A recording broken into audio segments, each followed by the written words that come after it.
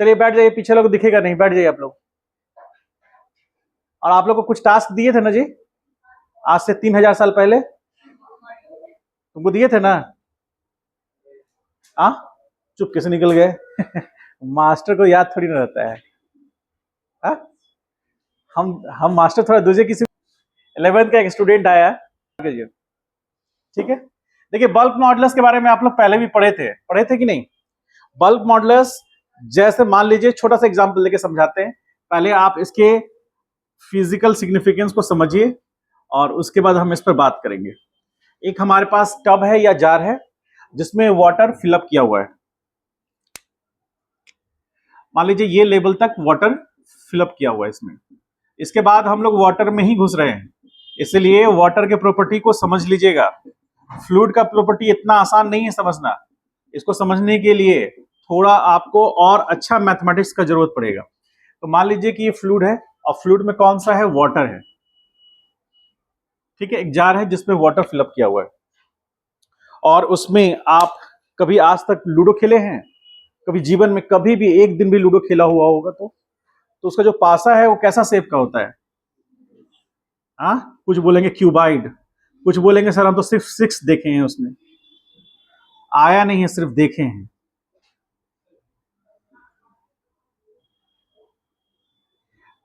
ध्यान से यहां देखिएगा, इस डायग्राम को ध्यान से समझने की कोशिश कीजिएगा और यदि आप समझ गए तो आप बल्क मॉडुलस को समझ लीजिएगा, क्योंकि बल्क मॉडुलस फिर से यूज होगा जब हम लोग फ्लूइड मैकेनिक्स पढ़ेंगे तो।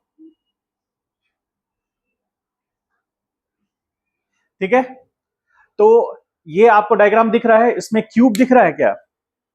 ठीक है, तो क्यूब को ध्यान से देखिए। अब वाटर के अंदर में है तो वाटर का यदि इस एक्सिस को हम एक्स मान लेंगे, ध्यान समझिएगा, अभी नजर मत हटाइएगा यहां से और मन में ये नहीं सोचिएगा कि वो भूख लगा हुआ है मोमोज खा के आया जाए या यहां से निकलते ही 4 मोमोज खाएंगे, कभी ऐसा मत सोचिएगा।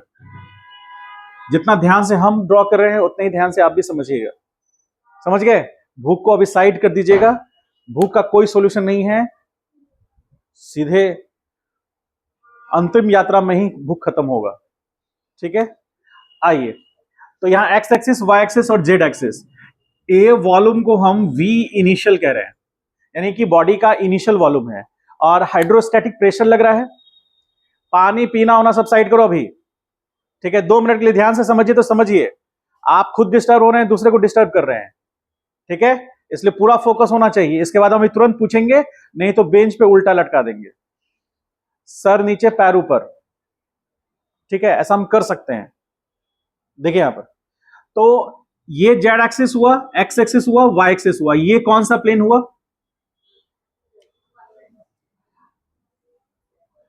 बोलिए। ये out of the box topic है, ये मेन कंसर्न नहीं है टॉपिक का, लेकिन कुछ काम टॉपिक में इंटर करने के लिए कराया जाता है, वो ये कर रहे हैं। बोलिए। वाईजेड प्लेन है।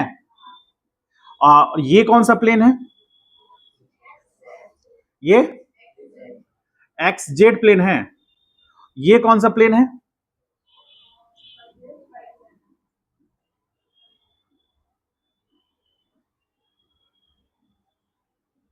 तो हम बात कर रहे हैं कौन सा प्लेन का, ध्यान से देखिए। ए एच सी बी, ये कौन सा प्लेन है? एक्सजेड प्लेन है। A H G F YZ plane है। क्लियर है? अब देखिए यहां पर, तो अब वाटर या फिर कोई भी फ्लूइड का क्या नेचर होगा कि ये फ्लूइड इस ऑब्जेक्ट पर फोर्स लगाएगी और वो चूंकि प्रेशर फोर्स जो होगा वो एरिया पे लगेगा, इसलिए यहां प्रेशर आएगा। ठीक, इस सरफेस पे भी आएगा, यहां से टॉप से लेंगे तो भी इस सरफेस पर पी आएगा और सारे सरफेसेस पे आएगा। एक तो बॉटम से भी आएगा और एक फ्रंट से भी यहां आएगा। समझ पा रहे हैं? सब तरफ से प्रेशर एक्सर्ट होगा उस पर और वो वॉल्यूम, ये इतना छोटा मतलब प्रेशर नहीं है, ये हेवी प्रेशर है। तो फोर्स पर यूनिट एरिया क्या बताता है? प्रेशर। और force per unit area stress भी बताता है। ठीक है, द अंतर यह है कि प्रेशर जो होगा वो एक्सटर्नल फोर्स के कारण उस एरिया पे लगेगा तो वो प्रेशर बनेगा, और यदि इंटरनल असिस्टिंग फोर्स लगा, जब एक्सटर्नल फोर्स लगा तो वो उसका पर यूनिट एरिया में स्ट्रेस बनेगा। ठीक है, तो बॉडी पर पहले एक्सटर्नल फोर्स लगेगा, प्रेशर एक्सर्ट होगा, तो उसके अंदर इंटरनल स्ट्रेसिंग फोर्स डेवलप करेगा। इंटरनल स्ट्रेसिंग फोर्स डेवलप करेगा तो स्ट्रेस डेवलप करेगा। ठीक है, अभी हम बात कर रहे हैं, अब इसके कारण क्या हुआ, ये जो एरिया, ये वॉल्यूम जो है वो डिटोरिएट कर गया, मतलब वॉल्यूम डिक्रीज कर गया। वॉल्यूम डिक्रीज करने का मतलब क्या हुआ कि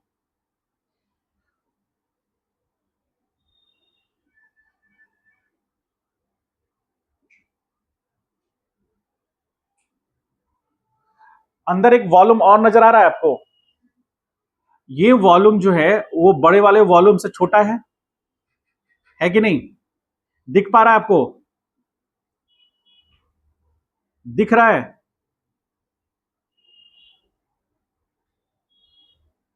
अंदर में एक और वॉल्यूम दिख रहा है। ये वॉल्यूम क्या हुआ कि स्ट्रेस लगने के कारण, मतलब बाहर से प्रेशर लगने के कारण ये वॉल्यूम डिक्रीज हो गया, और पहले था वी इनिशियल, अब ये वी फाइनल हो गया। लेंथ क्योंकि क्यूब है तो क्यूब का एक लेंथ को हम मान लेते हैं स्मॉल ए। ठीक है, तो ये जो लेंथ होगा ये लेंथ स्मॉल ए से छोटा होगा। क्यों हुआ? क्योंकि हाइड्रोस्टैटिक प्रेशर लगा, तो हमारा जो फ्लूइड था, फ्लूइड जो इस वॉल्यूम पर जो फोर्स लगाया, इस वॉल्यूम पे जो फोर्स लगा उसके कारण, इस वॉल्यूम पर जो फोर्स लगाया उसके कारण उसके अंदर शेप एंड साइज में चेंज आया। ऐसा लगा? तो ये जो फोर्स लग रहा है, फोर्स, ये भी फोर्स, ये भी फोर्स, ये भी फोर्स, इसको हम लोग कौन सा फोर्स बोल सकते हैं? थ्री डायमेंशनल, डायमेंशनल फोर्स और हाइड्रोस्टैटिक फोर्स। अब डिफरेंस क्या है? Three dimensional force, hydrostatic force तीनों डायमेंशंस में लगते हैं। कभी भी कोई ऑब्जेक्ट यदि किसी फ्लूइड में होगा तो वहां पर हम बात करेंगे हाइड्रोस्टैटिक फोर्स का। क्योंकि वाटर यहां रुका हुआ है इसीलिए स्टैटिक है, और वाटर फोर्स लगा रहा है इसलिए हाइड्रो है। तो हाइड्रोस्टैटिक फोर्स ये थ्री डायमेंशनल फोर्स होगा जो बॉडी के शेप एंड साइज को छोटा करेगा। हाइड्रोस्टैटिक फोर्स से इस बॉडी का शेप एंड साइज कभी बढ़ेगा नहीं। जब भी जो भी शेप होगा, और खासियत क्या बात है कि शेप तो वही रह जाएगा, सिर्फ उसका साइज छोटा होगा। शेप एंड साइज में डिफरेंस समझते हैं? मान लीजिए कोई क्यूबाइड है या कोई क्यूब है, तो क्यूब में फोर्स लगा, उसका साइज चेंज हो गया, तो साइज चेंज हुआ मतलब इसके डायमेंशंस छोटे हो गए, लेकिन शेप वही रहा। क्यूब छोटा होकर के क्यूबाइड नहीं बन गया। यदि ऐसा होता है तो हम कहेंगे कि उसका सिर्फ डायमेंशन चेंज हुआ, उसका शेप चेंज नहीं हुआ। जैसे इस केस में तीनों तरफ, चारों तरफ से सब जगह से बराबर फोर्स लगेंगे, उस केस में इनका शेप वही रहेगा, साइज छोटा होगा। ठीक है, तो अभी हाइड्रोस्टैटिक फोर्स लग रहा है। अब चूंकि ये जो इसके वॉल हैं वो क्या चाहेंगे कि ये जो एक्सटर्नल फोर्स लग रहा है उसको उसको अपोज करेंगे, तो इंटरनल असिस्टिंग फोर्स लगेगा, तो ये क्या कहलाएगा? Internal resisting force. और इंटरनल असिस्टिंग फोर्स को ही हम क्या बोलेंगे? स्ट्रेस। स्ट्रेस बराबर इसको hydraulic, hydrostatic, static, hydrostatic stress. ये कैसे आएगा? तो जो जो हम लोग पढ़ेंगे hydrostatic force per unit area, उससे आएगा। ठीक है, हाइड्रोस्टैटिक स्ट्रेस। अब हाइड्रोस्टैटिक स्ट्रेस क्यों बोल रहे हैं? क्योंकि ये थ्री डायमेंशंस में लगने वाला फोर्स के कारण स्ट्रेस डेवलप कर रहा है, इसलिए इसको हाइड्रोस्टैटिक फोर्स बोल रहे हैं, स्ट्रेस बोल रहे हैं, और ये हाइड्रोस्टैटिक फोर्स के कारण आया। ठीक है, अब इसी में आता है bulk modulus.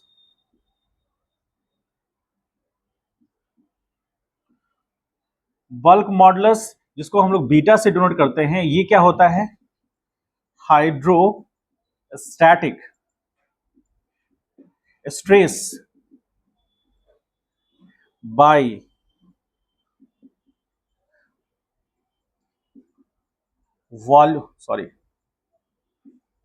Volumetric strain. Volumetric strain किसको कहते हैं? स्ट्रेन पढ़ा है हमने नॉर्मल। नॉर्मल स्ट्रेन क्या कहलाता है? यदि किसी भी ऑब्जेक्ट या मेंबर में उसके लेंथ में चेंज आएगा बाय ओरिजिनल लेंथ, उसके रेशियो को हम लोग क्या बोलेंगे? स्ट्रेन। ठीक है, तो वॉल्यूमेट्रिक स्ट्रेन क्या होता है? जब कोई डायमेंशन, कोई भी ऑब्जेक्ट का तीनों डायमेंशन में चेंज आया, तो वॉल्यूम में चेंज आ गया। अब वॉल्यूम बढ़ भी सकता है, घट भी सकता है, तो वहां पर change in volume per unit volume को हम जो लेंगे, that is called volumetric strain. इस केस में नेगेटिव होगा। ठीक है, अब इसके जस्ट उल्टा आप एग्जांपल देखिए, बैलून। बैलून में क्या होता है? बैलून के अंदर में हम फूंकते हैं, जिस कारण से उसका वॉल्यूम बढ़ता है। ठीक है, तो उस पर जो प्रेशर लग रहा है, उसके वॉल पे जो प्रेशर लग रहा है, वो अंदर से बाहर की तरफ लग रहा है, यहां बाहर से अंदर की तरफ लग रहा है, उसके जस्ट अपोजिट है। तो यहां पर वॉल्यूम डिक्रीज करेगा, वहां वॉल्यूम इंक्रीज करेगा, तो वहां पर वॉल्यूमेट्रिक स्ट्रेन पॉजिटिव होगा, यहां वॉल्यूमेट्रिक स्ट्रेन नेगेटिव होगा। समझ गए बात को? अब यहां पर यदि इसको हम इस तरह से लिखें, तो लिखेंगे सिग्मा एच। सिग्मा एच मतलब hydrostatic stress divide by delta V by original V. और ये वैल्यू माइनस में होता है। माइनस में क्यों होगा? क्योंकि ऑब्वियसली चेंज इन वॉल्यूम हमेशा क्या होगा? यहां नेगेटिव होगा।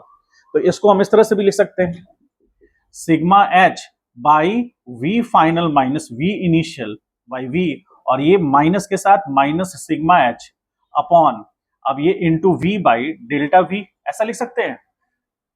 ठीक है, और डेल्टा वी अपने आप नेगेटिव आएगा, उसको पुट करेंगे तो बल्क मॉडुलस आपका पॉजिटिव होगा। ठीक है, बल्क मॉडुलस का यूनिट क्या होगा? बोलिए।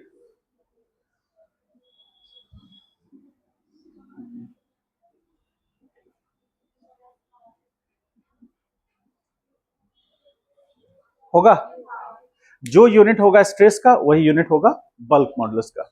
और इसी से कनेक्टेड आता है एक टर्म जिसको बोलते हैं हम लोग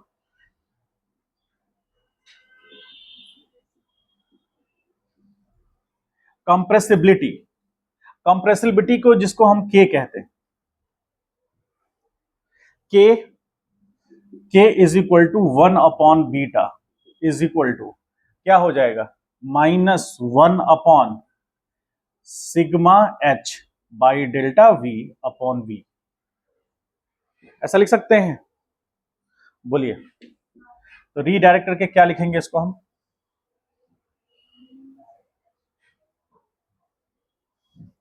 यहां पे देखिए 1 upon sigma H into V by क्या होगा? डेल्टा वी, तो डेल्टा वी माइनस में सिग्मा एच इंटू वी, ऐसे लिख सकते हैं। सही है, ये किसके बराबर हो गया? के कंप्रेसिबिलिटी फैक्टर। इसका यूनिट क्या होगा? जो यूनिट है बल्क मॉडुलस का, उसके जस्ट अपोजिट होगा। इसका यूनिट क्या है बल्क मॉडुलस का? न्यूटन पर मीटर स्क्वायर। तो कंप्रेसिबिलिटी का क्या यूनिट होगा? आ? क्या? तो यूनिट क्या होगा? यूनिट ऑफ के क्या होगा? मीटर स्क्वायर पर होगा। राइट डाउन कीजिए, पॉइंट्स लिखाते हैं।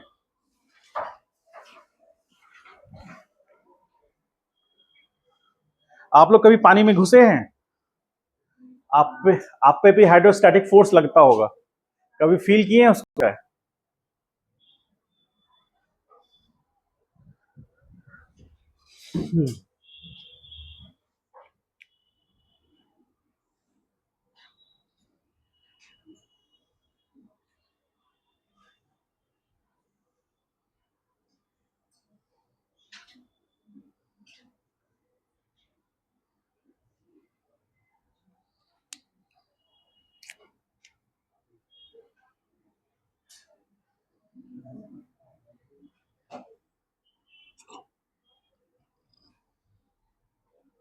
फोर्स लगने के कारण जो एंगुलर डिस्प्लेसमेंट होगा, इसको हम फाई ले रहे हैं। फाई क्या कहलाएगा?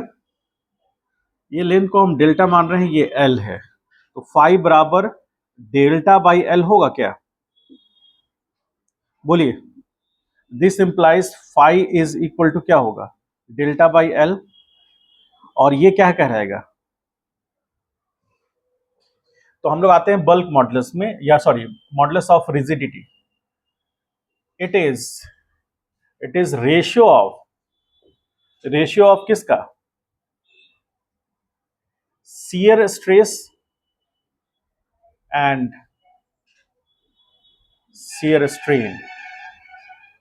ठीक, तो G is equal to shear strain, tau से डिनोट करते हैं, और डिवीजन में हम देंगे कि फाई एस।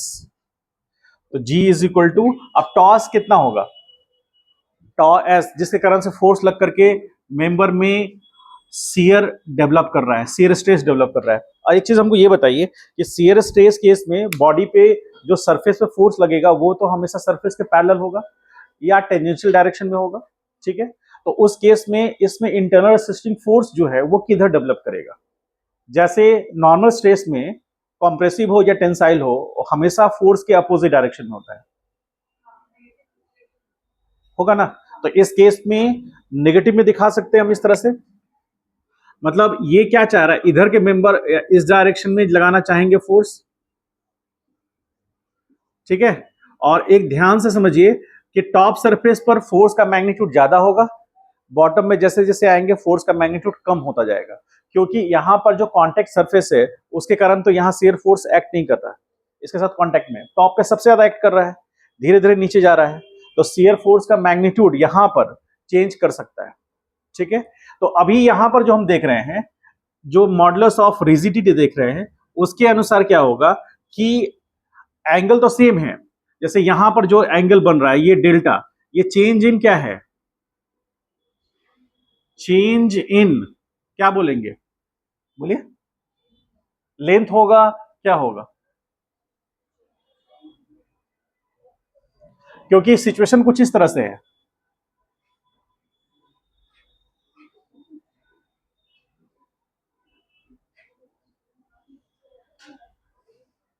सिचुएशन कुछ इस तरह से है और वो आगे एक्सटेंड हुआ है।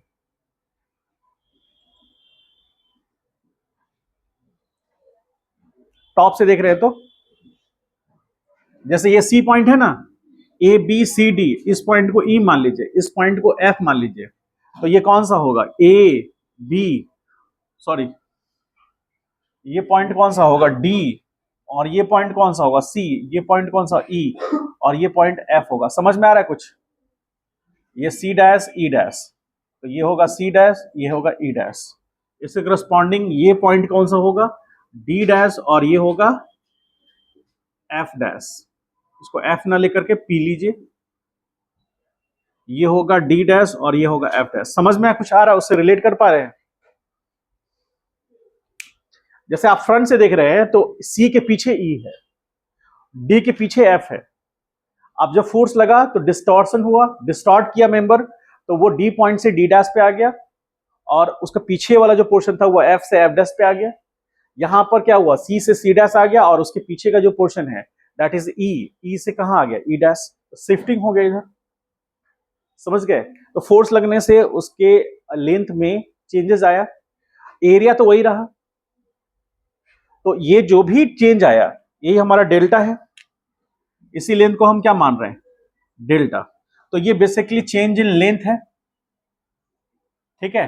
और यहां पर जो tan थीटा रिप्रेजेंट कर रहा है वो बेसिकली क्या रिप्रेजेंट कर रहा है, शियर स्ट्रेन को, ठीक है, शियर स्ट्रेन को। तो ये आपको G is equal to tau S by sigma S लेना होगा। और एक चीज इसमें यहां पर हम ऐड कर सकते हैं, यहां पर जो फोर्स होगा P by area by tau S, ये जो P होगा ये टेंजेंशियल टेंजेंशियल फोर्स होगा, समझ पाए इस बात को। तो यहां पर शियर स्ट्रेस के लिए आप ये टर्म यूज कर सकते हैं, और यही है क्या, मॉडुलस ऑफ रिजिडिटी, और इसी को बोलते हैं, एक और नाम है मॉडुलस ऑफ रिजिडिटी और शियर मॉडुलस, ठीक है। इसको लिखिए, कंप्लीट कीजिए, इसको लिखिए।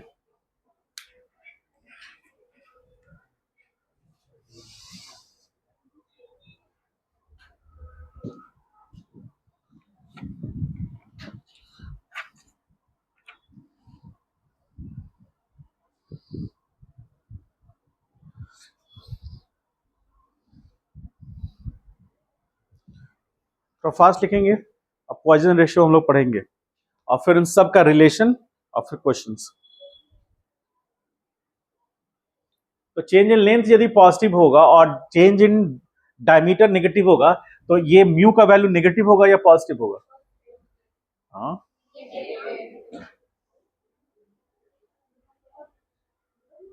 तो समझ ही नहीं आ रहा है। मेरा सवाल ये है, पहले सवाल ध्यान से समझ लीजिए। यदि टेंसाइल लोड है उस केस में लेंथ बढ़ेगा, डायमीटर कम होगा, तो डेल्टा डी जो होगा वो नेगेटिव होगा या पॉजिटिव होगा? डेल्टा टी नेगेटिव होगा, डेल्टा एल पॉजिटिव होगा। अब यदि उस केस में तो फिर म्यू का वैल्यू क्या आ जाएगा? नेगेटिव आ जाएगा, कुछ भी आए, नेगेटिव में कुछ भी आए। और एक चीज और ध्यान में रखिएगा कि ये म्यू का वैल्यू मैक्सिमम 1 हो सकता है। क्यों हो सकता है? रीजन समझिए कि change in D by original D, ये रेशियो हमेशा कम होगा डेल्टा एल बाई एल के, क्योंकि ये लेंथ है। ये लॉन्गिट्यूडनल हमारा जो डायमेंशन उसकी बात कर रहे हैं, लॉन्गिट्यूडनल डायमेंशन हमेशा लैटरल डायमेंशन से ज्यादा होगा। क्यों? आप मान लीजिए किसी केस में लैटरल डायमेंशन ज्यादा है तो उसी को आप लेंथ मान सकते हैं। नहीं समझे? मान लीजिए कि एक ऐसा अरेंजमेंट है, जैसे मान लीजिए कि ये रूम है, इस रूम में वो लेंथ हो गया और ये विड्थ हो गया और ये हाइट हो गया। ठीक, मान लीजिए हाइट जो है अभी ये 10 फीट के लगभग में है, लेंथ है ये 18 फीट, ये लेंथ 18 फीट है, ये विड्थ 16 फीट है और हाइट मान लीजिए 10 फीट है। अब इसके डायमेंशन को हम चेंज कर दें, लेंथ 18 फीट ही रहेगा, विड्थ जो है उसका 16 फीट रहेगा और हाइट 40 फीट कर दें, तो वही तो लेंथ हो गया। समझ गए? वो लेंथ हो जाएगा, उसके आगे वाला में विड्थ हो जाएगा और नीचे वाले को हम हाइट मानेंगे। नहीं समझे? वो लेंथ हो जाएगा, उससे आगे वाला को हम विड्थ मानेंगे और इस साइड वाले को हम उसका हाइट मान लेंगे। समझ गए? तो लेंथ हमेशा, वैसे हम लॉन्गिट्यूडनल एक्सिस या लॉन्गिट्यूडनल डायमेंशन हम उस डायरेक्शन में मेजर करते हैं जिधर लेंथ होता है या बॉडी का डायमेंशन सबसे ज्यादा होता है, उसी को तो लेंथ कहते हैं। समझ गए? अब यहां पर डेल्टा डी अपॉन डी, तो ये रेशियो हमेशा इस रेशियो से कम होगा। ठीक है, इसलिए ये रेशियो हमेशा 1 से कम आएगा। या बहुत बड़ा केस हुआ हमारा एग्जैक्टली क्यूब शेप में है, तो उस केस में हो सकता है कि ये और ये रेशियो 1 आ जाए। समझ पाए? अदरवाइज 1 से कम होगा। नेगेटिव भी हो सकता है। अब बात हम मान लेते हैं इसी केस में, मान लीजिए कि फोर्स कॉम्प्रेसिव लग रहा है, कॉम्प्रेसिव फोर्स लग रहा है तो लेंथ डिक्रीज करेगा, डायमीटर इंक्रीज करेगा, वहां भी म्यू का वैल्यू क्या आएगा? नेगेटिव ही आएगा। तो इन जनरल म्यू का वैल्यू नेगेटिव होता है। किस किस केस में होगा हम लिखा देते हैं, आप इसको समझ लीजिए। ये चीज आप समझ में आया होगा, इसको राइट डाउन कीजिए, फिर पॉइंट्स लिखाते हैं।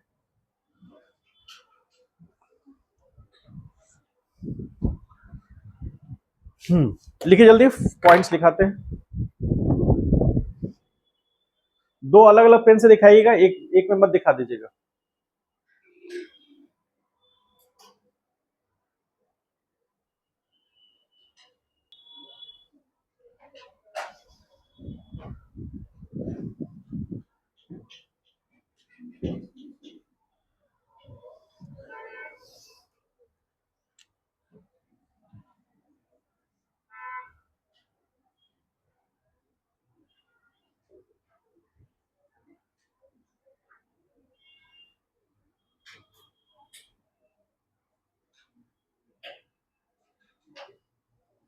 रिलेशन बिटवीन इलास्टिक कांस्टेंट्स किसकी किसके बीच में? ई।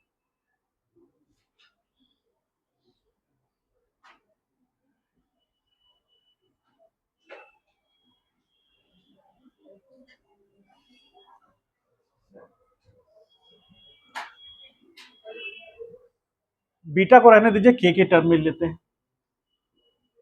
ठीक है, इन सारे इलेक्ट्रिक जो हमारे इलास्टिक कांस्टेंट है, ई से क्या होगा? यंग्स मॉडुलस, जी से मॉडुलस ऑफ रिजिडिटी, जो कि शियर स्ट्रेस के केस में आएगा, ये नॉर्मल स्ट्रेस के केस में आएगा। उसके बाद mu Poisson ratio, lateral strain by longitudinal strain, और के क्या होगा? कंप्रेसिबिलिटी, जो कि बल्क मॉडुलस के अपोजिट होगा। ठीक है, अब इसमें पहला रिलेशन है first, E is equal to 2G into 1 plus mu. दूसरा, ये रिलेशन आया है एक्सपेरिमेंट से, तो E इज इक्वल टू यहां 3K 1 माइनस 2 म्यू। और एक थर्ड रिलेशन आया है E is equal to 9 kg division में 3k प्लस G। इसको जस्ट लिखिए।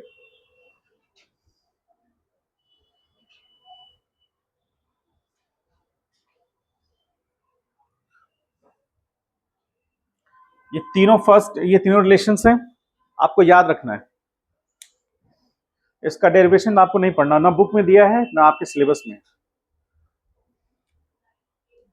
9kg है, के क्या है? कंप्रेसिबिलिटी, और जी हो गया बल्क मॉडुलस। बल्क मॉडुलस करें, मॉडुलस ऑफ रिजिडिटी।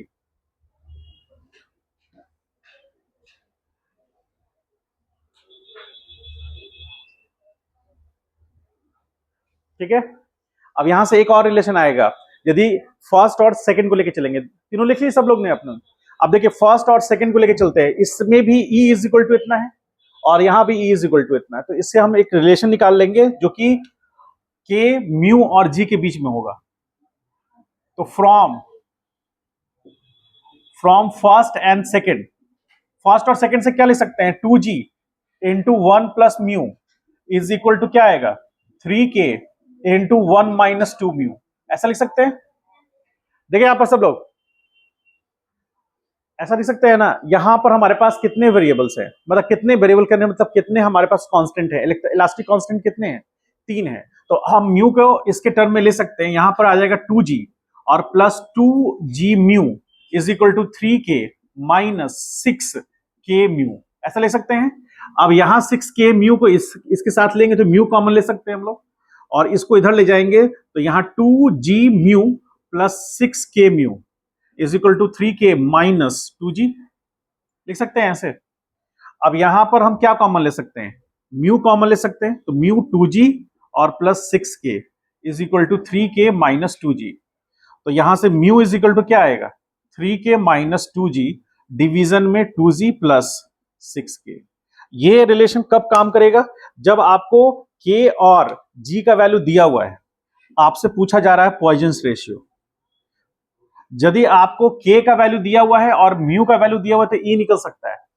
उसके लिए पहला इक्वेशन फॉलो करेंगे। यदि K का वैल्यू और म्यू का वैल्यू दिया हुआ है तो आपको E निकलेगा सेकंड इक्वेशन, और थर्ड इक्वेशन में K और G का रिलेशन दिया जाएगा तो आपको E निकल जाएगा। यहां पर म्यू का वैल्यू निकालने के लिए K और G का टर्म दिया रहेगा तो उससे निकल जाएगा। ठीक है, और इसमें थर्ड पार्ट जो है फ्रॉम थर्ड से हम क्या कर सकते हैं? ध्यान से देखिए, यहां पर 3K plus G is equal to 9kg कर सकते हैं, डिवीजन में E हो सकता है ये। अच्छा, और E का वैल्यू, अब इसमें हम क्या कर सकते हैं कि यहां से इनको डिवाइड कर दे, kg को टर्म को लेके इसे डिवाइड कर दे, तो 3K प्लस G डिवीजन में आएगा कितना? kg is equal to 9/E लिख सकते हैं। इसी को एक और तरीके से, अब इसको इससे डिवाइड करेंगे तो कितना आएगा? 3 डिवीजन में आएगा G प्लस, अब यहां डिवाइड करेंगे इसको तो यहां आएगा 1/K is equal to 9/E। ये इससे ये समझ में आया कैसे हुआ? जैसे kg को 3K से डिवाइड किए तो K कैंसिल हो गया, 3/G आया, और उसके बाद हम इस साइड में अब इधर गए तो G/kg किए तो G कैंसिल हो गया, 1/K हुआ। तो यहां पर ये जो रिलेशन आ रहा है, ये रिलेशन किसकी किसके बीच में है? K, G और E के बीच में। तो ये 3 इक्वेशंस हो गए, दैट इज 4 नंबर, और ये 5। यदि ये 5 आपको याद है तो इससे रिलेटेड माने कि इसका मतलब इससे जो क्वेश्चंस आएंगे, मतलब इलास्टिक कांस्टेंट से रिलेटेड जो भी क्वेश्चंस आएंगे वो बन जाएंगे। कैसे? यदि आपको G और म्यू वैल्यू दिया हुआ तो E निकल जाएगा, यहां पर K और म्यू को वैल्यू दिया तो E निकल जाएगा, यहां पर E निकालना है और kg दिया हुआ है तो निकल जाएगा। इस केस में म्यू आपको पता करना है और K और G का वैल्यू दिया हुआ है और लास्ट में G, K और E का डायरेक्ट रिलेशन आप यहां से निकाल सकते हैं। इस सब पांचों को लिख लीजिए और क्वेश्चन करते हैं कल।